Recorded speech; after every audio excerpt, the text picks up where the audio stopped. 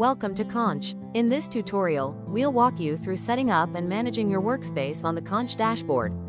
Whether you're a solo user or collaborating with a team, Konch's Workspace feature makes organizing your transcription projects simple and efficient. Let's get started.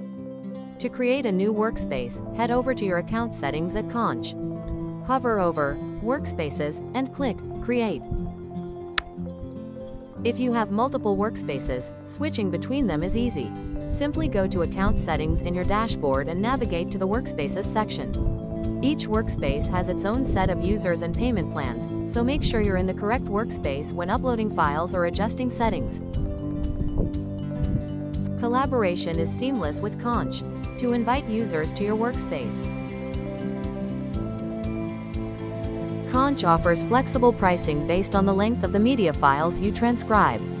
Let's break it down. Draft transcription, AI-generated transcription. Precision transcription, AI-generated with human review for higher accuracy.